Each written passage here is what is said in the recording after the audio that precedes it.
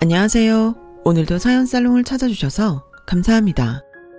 결혼생활 10년 만에 돌싱이 된 30대 후반 여성입니다. 저희 친정엄마가 저 키우실 때 친구는 가려가며 사귀라는 말을 종종 하곤 하셨는데 어릴 때는 그 말이 그렇게 듣기 싫더라고요. 마치 제 친구들한테 등급을 매겨 버릴 카드를 정하는 것 같았거든요. 그런데 지나고 보니 엄마 말이 꼭 틀린 것만은 아니라는 생각이 드네요. 제가 친구 하나 잘못 사귀어서 인생을 망친 케이스거든요. 그래도 뒤늦게나마 정신 차리고 제2의 인생을 살고 있으니 결과적으론 완전히 망한 인생은 아니네요. 지금이야 심적으로 여유가 생겨서 이렇게 사연도 보내고 있지만 불과 몇 년 전까지만 해도 저는 산송장처럼 겨우 숨만 헐떡이며 살았어요. 지옥이 있다면 제가 사는 그곳이 바로 지옥이다 싶었으니까요. 결혼 생활이라고 쓰고 지옥 생활이라고 읽을 정도로 제 결혼 생활은 순탄치 않았어요. 남들이 보기에는 학벌 좋고 직장도 좋은 남편 만나서 몸고생 마음고생 없이 사는 팔자 좋은 여자로 보였겠지만 실상은 정반대였거든요.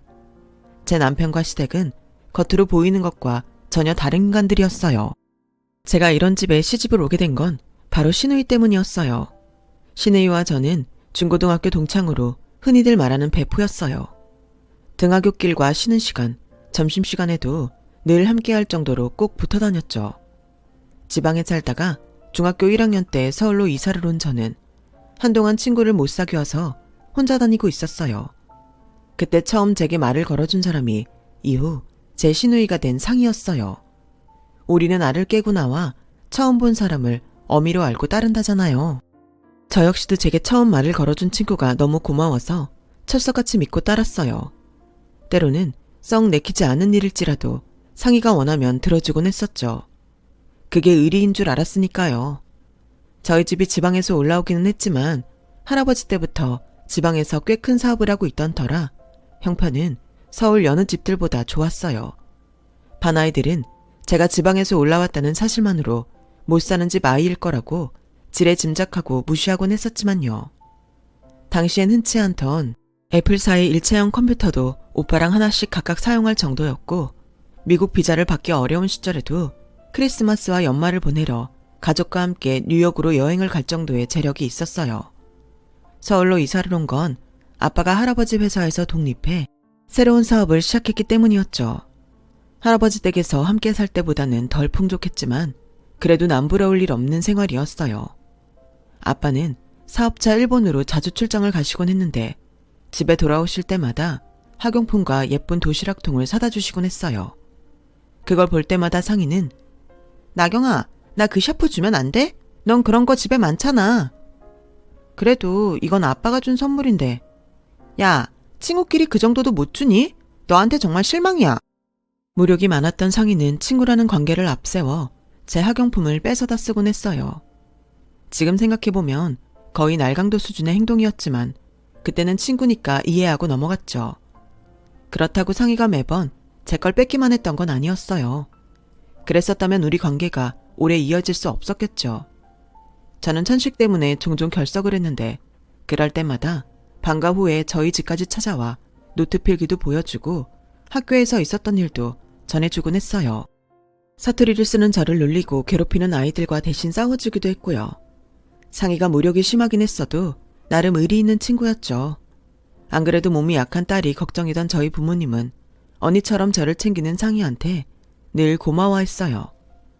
엄마는 철마다 옷과 신발을 사주셨고 아빠는 용돈까지 챙겨주실 정도였죠.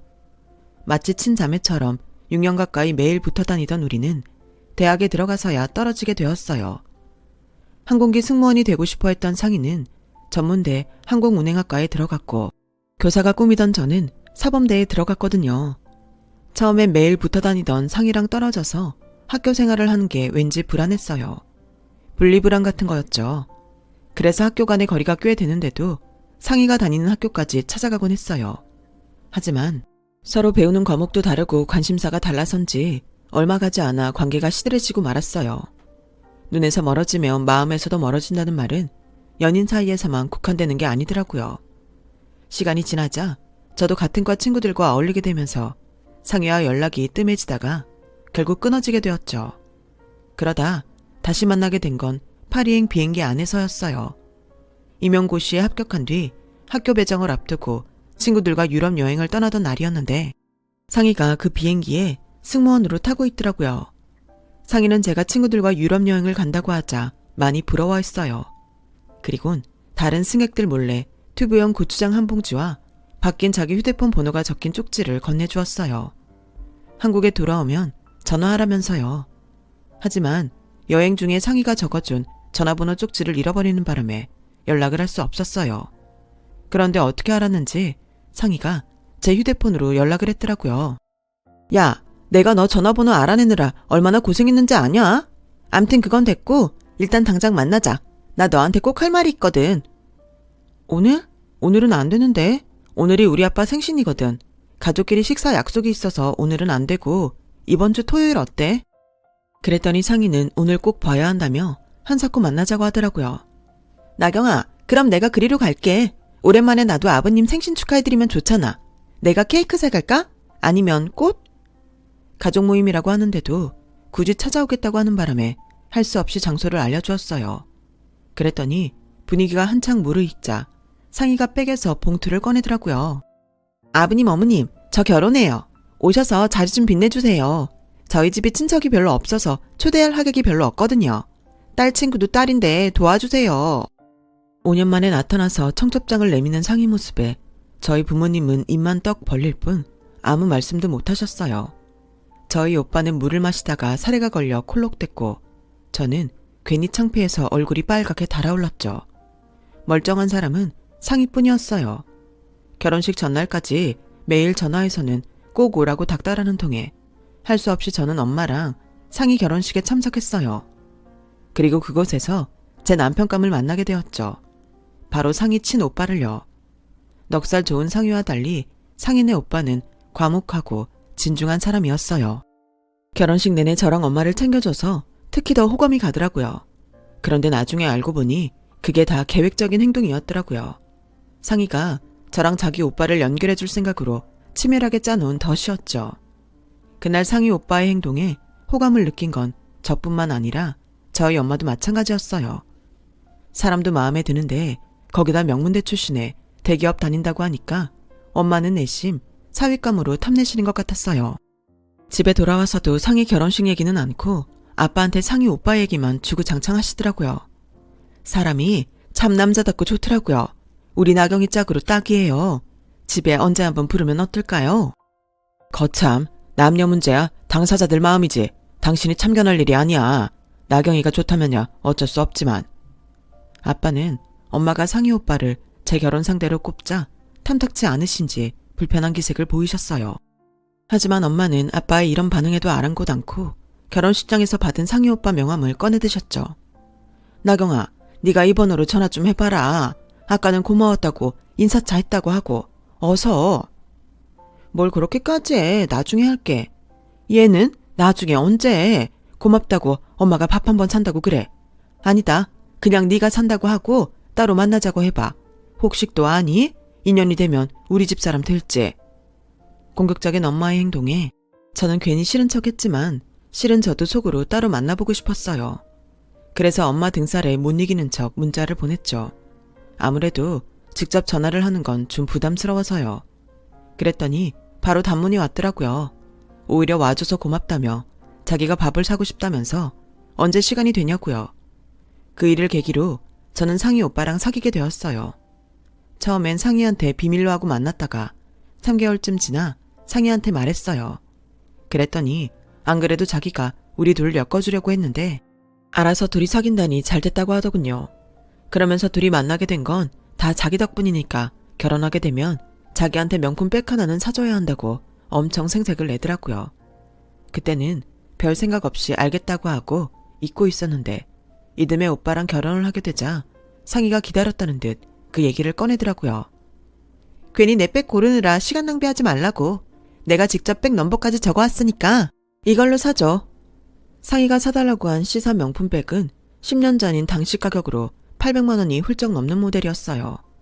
그런데도 미안한 기색 하나 없이 당당하게 사달라고 요구하더라고요. 아무리 친구지만 뻔뻔한 그 행동에 기분이 상할 대로 상한 저는 따로 남편을 불러 한 소리 했어요. 오빠, 상희쟤 정말 너무한 거 아니야? 아무리 그래도 그렇지 어떻게 1,000만 원 가까운 가방을 사달라고 그러냐? 아, 기집애. 그래도 어쩌겠어. 사실 우리 연결해준 건 상희잖아. 그냥 눈 딱 감고 사줘. 괜히 이런 일로 결혼식도 하기 전에 적으로 돌릴 필요는 없잖아. 명품백 사주고 신우이 시집살이 안 하고 살면 그게 이익 아냐? 이익은 무슨 이익? 괜히 예단비만 왕창 더 들게 된 거지. 기집애. 명품백까지 받고도 신우이 노릇 하려 들면 그땐 가만 안 둘 거야. 분하긴 했지만 비싼 예단해주는 셈치고 신우이 예단으로 백을 샀어요. 그런데 시댁에 예단을 보낸 그날 상희한테 전화가 왔지 뭐예요. 자기 몫에 예단이 안 왔다고요. 무슨 소리야? 네 백은 오빠 편에 직접 보냈는데 다시 한번 잘 찾아봐. 백? 내 거 백으로 샀어? 어디 거? 얜 자다가 봉창 두드리나. 네가 사달라는 모델로 사서 보냈잖아. 샤넬 걸로. 그랬더니 상희가 기가 막힌다는 듯 헛웃음을 치는 거예요. 그건 너랑 오빠가 연결해준 거에 대한 답내고 내 몫의 예단은 따로 해야지. 너 설마 백 하나로 이거저거 다 퉁치려고 그랬던 거야? 어이없다 정말. 너 그렇게 안 봤는데 사람이 참 쪼잔하구나. 암튼 난 그 백은 예단으로 못 쳐주니까 내 몫의 예단은 꼭 보내줘. 야, 너 정말 이럴 거야? 모르는 사이도 아니고 친구 사이에 어쩜 남보다 더하니? 그건 내가 할 소리야. 너야말로 친구 사이에 남들보다 더 해주면 몰라도 그깟 신우이 예단에 돈이 얼마나 든다고 그걸 빼냐? 나 이번 일 정말 서운해. 이러고도 우리 집에 시집와서 네가 편할 것 같니? 어림없어 기집애야. 상희는 오히려 지가 성을 내고는 전화를 끊었어요. 800만 원도 넘는 백을 받아놓고도 예단을 따로 해달라니 이게 정신이 제대로 박힌 사람인가요? 하도 열이 받아서 씩씩대고 있었더니 엄마가 제 방에 들어오셨어요. 밖에서 통화 내용 다 들으셨다면서 얼른 백화점 가서 화장품 세트라도 하나 사서 갖다 주고 끝내라고요. 친구로 만날 때나 친구지 이젠 네 신우이 아니니? 예전에도 상희 걔가 무력이 좀 심했니? 툭하면 네 옷이며 가방 심지어 지한테 맞지도 않는 네 운동화까지 뺏어갔었잖아. 오죽하면 내가 네 거 살 때 상희 거도 같이 사서 줬겠니? 괜히 결혼 전부터 얼굴 붉힐 거 없이 하나 사주고 끝내. 그래야 네가 편해.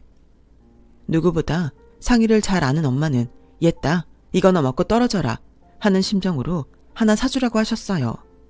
생각 같아선 1,000원짜리 양말 한 켤레도 사주고 싶지 않았지만 앞으로 있을 평탄한 결혼 생활을 위해 엄마 말대로 화장품 세트를 남편 편에 보냈어요. 그리고 한 달 뒤 결혼식 날이 됐어요.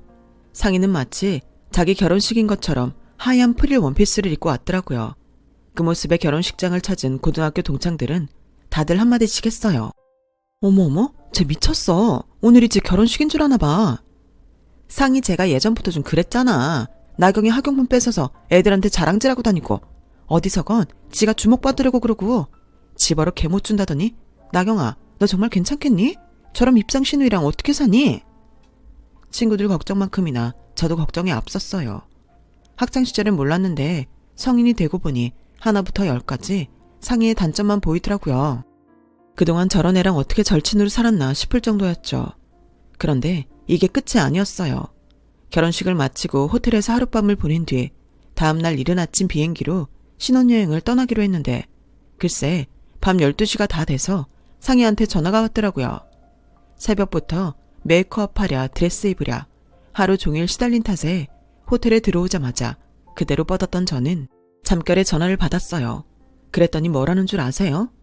나경아, 자는데 깨워서 미안.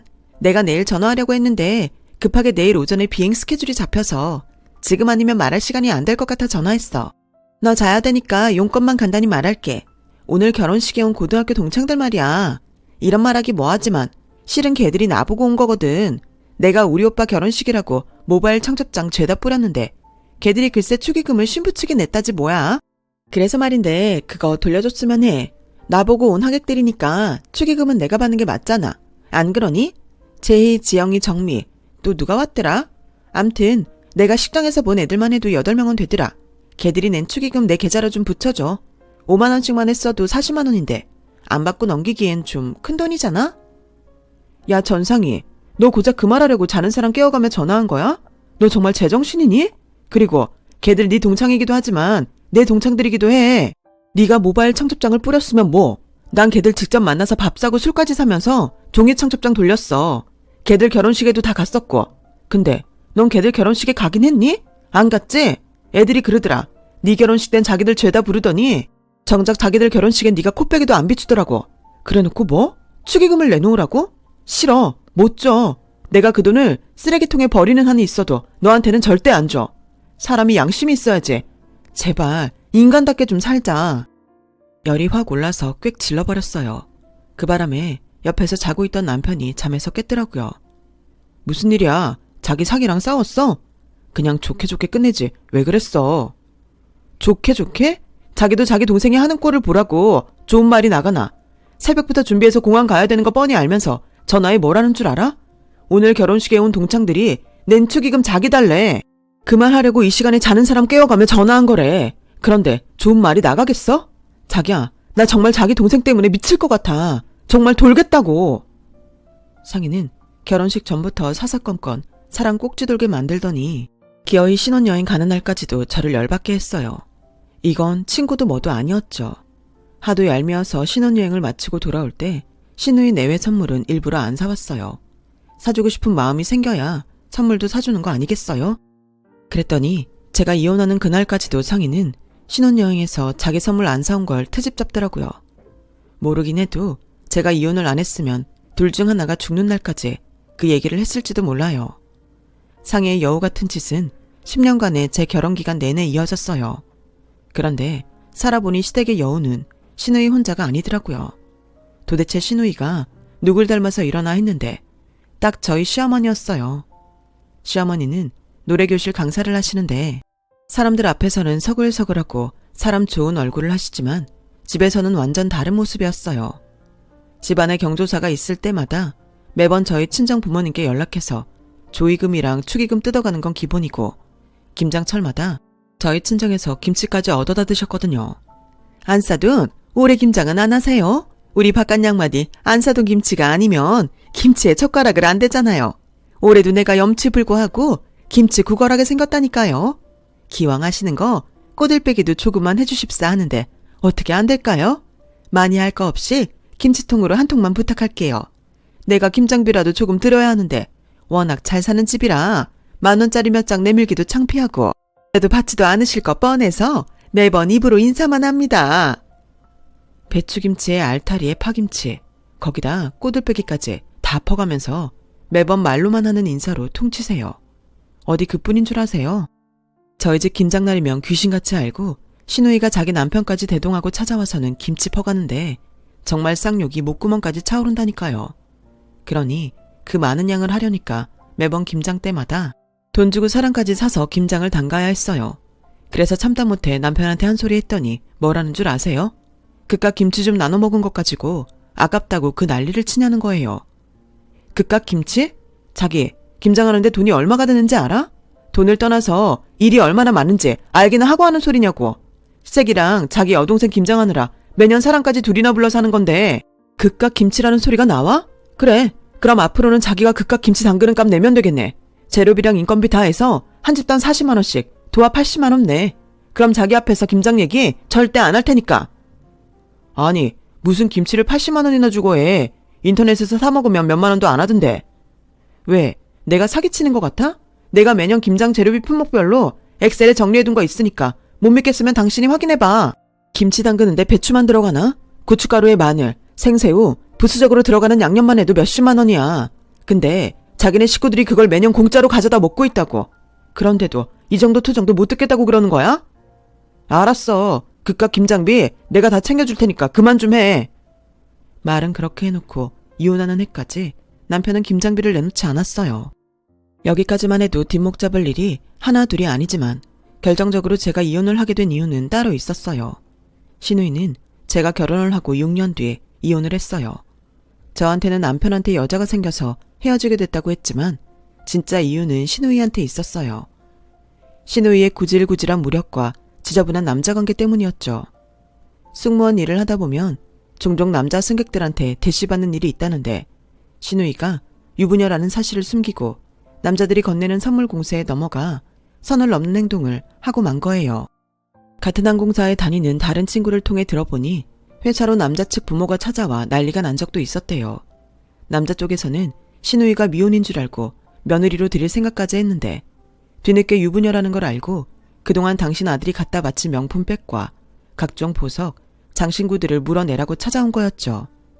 일반적인 사람 같으면 회사에 알려질까봐 주겠다고 할 텐데 신우이는 끝까지 못 준다고 뻗대다가 결국 이 사실이 직장에 알려지게 된 거죠. 그 일로 분이 안 풀린 남자 쪽 부모가 신우이 남편한테도 이 사실을 알렸고 그로 인해 신우이는 이혼을 당하게 된 거였어요. 승무원의 품위를 훼손했다는 이유로 직장에서도 잘려서 외국 항공사로 옮기게 되었고요.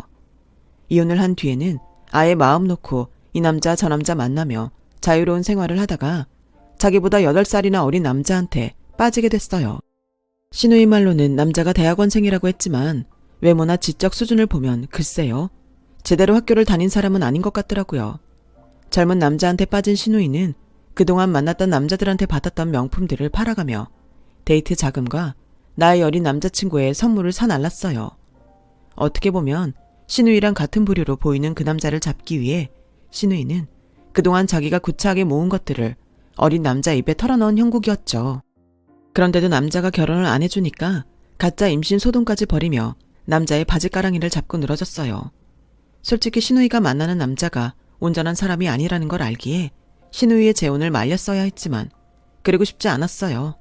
한편으로는 너도 똑같이 당해보라는 저주 섞인 마음들도 있었고 또 한편으론 시어머니보다 더 시집살이를 시켜온 신우이를 당장 눈앞에서 치우고 싶은 바람 때문이었죠. 신우이가 이혼을 하고 시댁에 들어와 사는 동안 저를 엄청 힘들게 했거든요. 그래서 신우이 결혼 소식에 쌍수 들고 환영했죠. 어떤 논팽이를 만나든 간에요. 그 일이 있기 전까지는요. 뭐? 상이 재혼하는데 집을 해주자고? 당신 지금 제정신이야? 우리 집 살 때 우리 아빠한테 빌린 3억도 아직 못 갚았잖아. 그래놓고 누구 집을 사준다고 그래? 말도 안 되는 소리 그만둬. 뭐가 말이 안 돼. 매부가 나이가 어려서 신혼집 장만할 돈이 없다잖아. 명색이 오빠가 돼선 나이 든 여동생이 월세방에서 새 출발하는 걸 어떻게 봐? 자기는 자기 오빠가 재혼에 그렇게 산다면 가만히 있을 거야? 여기서 우리 오빠 얘기가 왜 나와? 우리 오빠는 부모님한테 손 한 번 안 벌리고 자기 힘으로 집 장만해서 결혼했어. 누굴 누구한테 비교해? 너 지금 나 들으라고 하는 소리냐? 장인한테 돈 빌려서 집 샀다는 말 하고 싶어서 이러는 거 아니냐고. 누가 그렇대? 내 말은 자기 여동생 집 사줄 돈 있으면 우리 아빠한테 빌린 돈부터 갚는 게 순서란 거지. 자기가 우리 아빠한테 돈 빌릴 때 뭐라고 그랬어? 5년 안에 갚겠다고 했어 안 했어? 돈 빌릴 땐 상환 계획서에 각서까지 만들어 내밀더니 어쩜 사람이 화장실 들어갈 때랑 나올 때가 이렇게 달라? 그리고 우리가 왜 상인의 집을 해줘? 이날 이때까지 상이가 우리한테 뜯어간 돈이 얼만데. 우리 예은이 태어났을 때도 양말 한 짝 안 사준 애야. 조카 100일이고 돌이고 유치원 들어갈 때도 항상 맨입으로 와서 나 몰래 애 돌반지까지 훔쳐서 집 목걸이로 세팅해 끼내라고. 그런데 집을 해주자고? 싫어. 내가 돈다발을 태워서 불멍을 하는 한이 있어도 상이한테는 안 줘. 야, 너 지금 말 다 했어? 넌 친구라는 게 어떻게 이러냐? 가끔 보면 너 상이한테 열등감 있는 것 같아. 아니면 왜 그렇게 상이 일에 쌍심지를 켜고 달려들어? 상이가 너한테 뭘 그렇게 잘못했는데. 막말로 유부녀한테 선물 공세한 놈들이 미친놈들이지. 결혼한 거 말 안 한 게 잘못이냐? 너 혹시 상이랑 젊은 남자랑 재혼한다니까 샘나서 그러는 거 아냐? 그냥 부러우면 부럽다고 말해. 괜히 구차하게 어거지 부리지 말고. 그리고 내가 아파트를 사준댔냐? 오피스텔을 사준댔냐? 경매에 나온 1억 5천짜리 빌라 하나 사주겠다는데 뭘 그렇게 거품을 물어. 니네 집이야 돈 많으니까 나한테 빌려준 3억 안 받아도 그만이지만 내 동생네는 당장 들어가 살 집도 없다잖아. 불쌍하지도 않아. 남편은 말도 안 되는 논리를 펼치면서 기어이 은행 대출을 받아서 여동생네 집을 사주겠다고 우겼어요. 그리고는 넘지 말아야 할 선까지 넘고 말았죠. 장인어른이 살면 얼마나 사시겠냐. 채권자 죽으면 채무도 사라지는 거야. 그런데 내가 미쳤다고 지금 돈을 갚냐? 장인어른 죽으면 어차피 우리가 받을 유산인데 나중에 상속세 안 내고 챙길 수 있으니까 너도 좋은 거잖아. 그러니까 눈치 없이 친정 식구들 앞에서 내가 3억 빌린 얘기 좀 그만하라고. 돈 안 갚으려고 우리 아빠 죽기를 바라는 남편 앞에서 저는 더 이상 싸울 전의를 상실했어요. 이건 남편이 아니라 걔만도 못한 잡놈이란 생각이 들었거든요. 그래서 이혼을 결심했어요. 제가 요구한 건 아이 양육권과 친권, 그리고 재산 분할이었어요. 아빠한테 빌린 3억은 재산 분할한 뒤 반반 부담하자 했고요. 그랬더니 애 데려가고 싶으면 돈은 놓고 가라고 하지 뭐예요? 야, 애까지 뺏기는데 내가 돈도 뺏겨야겠냐? 돈 주고 산다 셈치고 돈은 놓고 애만 데려가. 나도 새 출발하려면 돈은 가지고 있어야 할 거 아냐. 남편은 자식을 돈 받고 팔겠다는 말을 눈 하나 깜박 않고 했어요. 그런데 하필 그 소리를 연락도 없이 저희 집에 찾아온 친정 부모님이 들어버렸지 뭐예요. 아빠는 남편 말이 떨어지자마자 무섭게 호통을 치셨어요. 이런 개차방 같은 놈, 네 놈이 그러고도 애비냐? 네 자식을 돈 주고 사가라고? 어디 할 말이 없어서 그딴 소리를 짓거려? 네가 그러고도 인간이야? 내 그동안 네 놈 하는 짓거리 보고도 참았던 것 내 딸의 남편이자 내 소녀 애비이기 때문이었다. 그런데 네 스스로 그 자리에서 물러나겠다니 나도 더는 참아줄 이유가 없구나. 니들 소송하는 김에 나도 네 놈 상대로 소송 좀 해야겠다. 그동안 네 놈이 빌려간 돈이며 니네 식구들이 우리 집에서 뜯어간 푼돈까지 하나도 빼지 말고 다 물어내라. 그러자 엄마도 한마디 하셨어요. 매년 우리 집에서 퍼간 김장김치도 이참에 다 돈으로 갚게. 상종 못할 인간들 그동안 아들 앞세워 앵벌이 해간 거 조목조목 다 받을 거야. 이래서 친구는 가려가며 사귀라고 했는데 어쩌다 그런 걸 친구 삼아서 이 고생을 하고 살아. 아, 결국 저희 부부는 10년 결혼 생활에 종지부를 찍었고 남편은 자기 부모 형제가 여우짓해서 뜯어간 돈까지 모조리 물어주게 되었어요. 제가 엑셀 파일에 하나도 빠짐없이 품목과 금액을 명시해둔 덕에 따로 기억을 더듬어 계산할 일은 없어서 손쉽게 재산 분할을 끝낼 수 있었죠. 뒤늦게서야 남편은 딸아이 양육권을 주장하고 나섰지만 법원은 엄마인 제 손을 들어주었어요. 그렇게 마지막까지 침뱉고 더럽게 끝난 결혼 생활 이후 저는 학교를 그만두고 학원을 차렸어요. 비록 아빠가 투자를 해주신 덕분에 차린 거였지만 매달 수익금의 일정 부분을 통해 빌린 돈은 상환해 나가고 있으니 제 학원인 셈이죠. 육아 때문에 학교를 그만두거나 각자의 사정으로 쉬고 있던 대학 동기들을 강사로 채용해 교사 자격증이 있는 선생들로 강사를 구성하자 엄마들 사이에서 입소문이 금방 나 학원생 모집하는 데는 큰 어려움이 없었어요. 우리 애도 그렇고 강사 일을 하고 있는 친구들 애들도 그렇고 다들 우리 학원에서 가르치며 돌볼 수 있어서 일석이조이기도 하고요. 그런데 하루는 학원에 뜻밖의 손님이 찾아왔지 뭐예요. 학원에 정수기랑 비대 교체하라고 외판원이 찾아왔는데 글쎄 그게 예전 제 시누이 상이더라고요. 주임 선생님한테 제품 소개를 한창 하고 있던 상이는 저를 보자 외나무 다리에서 만난 원수처럼 저를 노려보더군요. 아빠를 잔뜩 세우고 달려드는데 이혼 전에 싸우던 일이 떠올라 저도 질 수는 없겠더라고요. 야 이 기집애야, 너 여기서 학원 강사하고 있었냐? 꿀 좋다. 학교 선생도 잘리고 이런 데서 일하는 거 보니 네가 우리 오빠랑 이혼하는 바람에 나 우리 재민 씨랑 결혼도 못 해보고 파혼까지 했어 이년아. 오늘 아주 잘 만났다. 네가 나 파혼녀 만들었으니까 손해배상해. 내 인생 돌려놓으란 말이야. 너 아직도 정신 못 차리고 사는구나. 손해배상? 네가 뭘 손해봤는데. 오히려 내 덕분에 꽃뱀한테 영혼까지 탈탈 털릴 거 그쯤에서 끝낸 거잖아. 몰랐니? 네 남자가 여자들 등쳐먹는 꽃뱀이라는 거? 남들은 다 아는데 어떻게 너만 모르니? 그간 네가 남자들한테 해먹은 수법 그대로 하는데 그게 안 보이디? 이래서 등단 밑이 어둡다고 하는 거야. 고맙다는 인사는 못할 망정 남의 직장에서 헛소리 짓거리지 말고 꺼져. 알량한 외국 항공사 승무원 자리도 구질구질한 남자 문제 때문에 잘려서 그 업종에 발도 못 디민다는 소문은 내가 익히 들었다. 정수기 팔러 다니는 건 오늘 처음 알았지만 근데 어쩌나 더러운 예정을 생각하면 내가 하나 팔아줘야 하는데 거래는 신용이라서 너같이 못 믿을 애한테는 양말 한 짝도 못 사주겠다 얘. 그리고 말이야 너처럼 구질구질하고 인생 막 사는 인간이 드나들면 내 학원 질 떨어지니까 앞으로 이 동네에 오더라도 내 학원은 들어오지 말아줘. 내 말 알아듣겠니? 다시는 보고 싶지 않은 엑스시누이 상이야? 주임 선생님 앞으로 학원에 잡상인 들이지 마세요. 네 원장님. 원장님이라고 깍듯하게 부르는 주임 선생님 말에 상인은 두 눈이 휘둥그레져서는 금방이라도 울 것 같은 표정으로 학원에서 나갔어요. 그 모습에 10년 묵은 채증이 쑥 내려가는 것 같더라고요. 언제 어디서 다시 만날지 모르는 게 인간관계라고. 그래서 인생은 함부로 살면 안 되는 건가 봐요. 이제는 지난 악연 훌훌 털고 앞으로 시작될 제2의 인생을 멋지게 살아볼 생각입니다. 제 딸아이 앞에서 창피하지 않은 엄마로 남기 위해서요. 지금까지 제 사연을 들어주셔서 감사드려요. 사랑하는 가족들과 행복하세요. 여러분, 사연 댓글에 응원과 현명한 조언 부탁드려요. 좋아요와 구독은 저에게 큰 힘이 됩니다. 오늘도 좋은 일 가득하세요.